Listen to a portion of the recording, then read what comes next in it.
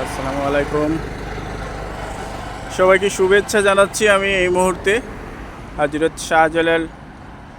হজরত শাহপুরান ব্রিজ থেকে সুরমা নদীর উপরে চমৎকার সুন্দর এবং নান্দনিক একটা ব্রিজ, নান্দনিক একটি স্থাপনা। সেখান থেকে কিন্তু আমি এই মুহূর্তে আপনাদের জন্য, আপনাদের সবার জন্য, সবাই উপভোগ করার জন্য চমৎকার একটি সুন্দর ভিডিও তৈরি করছি।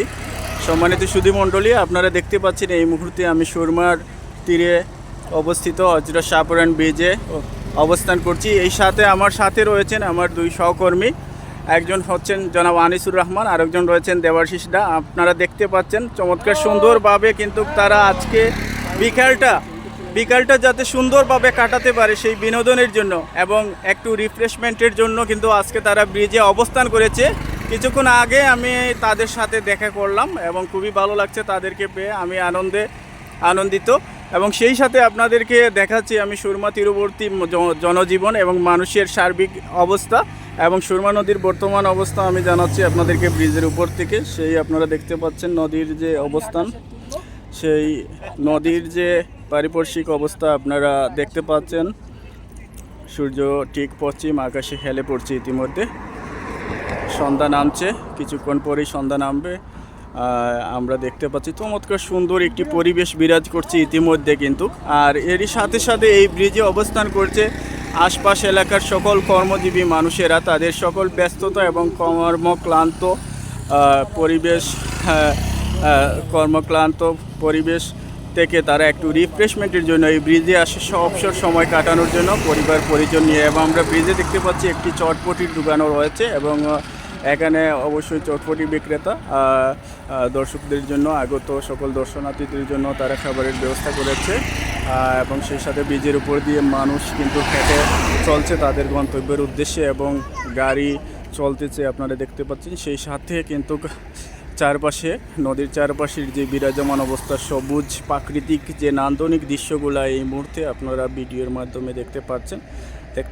সুরমা অববাহিকা দিয়ে সিলেটের কিন্তু 90% পানি কিন্তু এই নদী দিয়ে প্রবাহিত হয়। সেই নদী কিন্তু সুনামগঞ্জ দিয়ে বয়ে গেছে এবং এই শান্ত নদী কখনো কখনো অশান্ত হয়। আপনারা জানেন রিসেন্ট অতিবৃষ্টি এবং ভারত থেকে নেমে আসা উজানি ডলের কারণে কিন্তু সিলেটিবাসীর মনে যে বন্যার যে আশঙ্কা তৈরি হচ্ছে এবং যে দুশ্চিন্তা নিয়ে সিলেটবাসী রাত কাটায়, সেই অবস্থা কিন্তু আপনারা পর্যবেক্ষণ করতে পারতেছেন। ইতিমধ্যে অতিবৃষ্টির কারণে কিন্তু বন্যার সম্ভাবনা জেগেছে, পানি অনেকটা বেড়ে গেছে এবং নদীর দুকুল ছাপিয়ে কিন্তু পানি কিন্তু উপরের তীরেও কিন্তু অনেক বাড়িতে হানা দিয়েছে।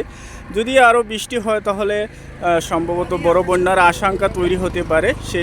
সেই দুশ্চিন্তা নিয়ে সিলেটবাসী এখনও সঠিকভাবে ঘুমাতে পারছেন না। আমরা দেখতে পাচ্ছি নদীর চারপাশে, আপনারা দেখতে পাচ্ছেন আশপাশের যে পরিবেশ এবং শান্তশিষ্ট সুন্দর পরিবেশ বিরাজ করছে ইতিমধ্যে কিন্তু আপনারা দেখতে পাচ্ছেন ভিডিওর মাধ্যমে। এবং সেই সুন্দর নদীটা কিন্তু আপনাদেরকে আমি বারবার দেখাচ্ছি পানির স্রোত দ্বারা কীভাবে প্রবাহিত হচ্ছে সুরমার তীরে আপনারা দেখতে পাচ্ছেন। এবং এর পাশে রয়েছে যে উঁচু বিল্ডিংগুলো আপনারা দেখতে পাচ্ছেন, সেটা হচ্ছে র্যাবের সদর দপ্তর সিলেটের। সেখানে কিন্তু র্যাবের সদর দপ্তরও অবস্থিত। আর তার পাশে কিন্তু সিলেট সিটি কর্পোরেশন, সিলেট শহর থেকে প্রায় 15 কিলো দূরে এই ব্রিজটির অবস্থান। এই ব্রিজের মাধ্যমে অর্থাৎ মুরাদপুর এবং শ্রীরামপুর নামক দুইটি জায়গার মানুষের যে সেতুবন্ধন তৈরি হয়েছে এবং এই বাইপাস দিয়ে অসংখ্য গাড়ি কিন্তু প্রতিদিন যাতায়াত করে বিভিন্ন গন্তব্যে। আপনারা দেখতে পাচ্ছেন বড় বড় গাড়িগুলা, অর্থাৎ পাথর বোঝাই ট্রাকগুলা কিন্তু রাস্তা দিয়ে কিন্তু যাচ্ছে, আমরা দেখতে পাচ্ছি। সম্মানিত সুধীমণ্ডলী, আবার দেখা হবে অন্য কোনো ব্লগে। আপনারা সবাই ভিডিওটি দেখতে থাকুন এবং লাইক শেয়ার করুন, আমাদের সঙ্গে থাকুন। সবাইকে ধন্যবাদ জানাচ্ছি। সিলেটের বর্তমান পরিস্থিতি আপনারা সবাই পর্যবেক্ষণ করুন এবং উপভোগ করতে থাকুন। আল্লাহ হাফেজ, সবাই ভালো থাকুন।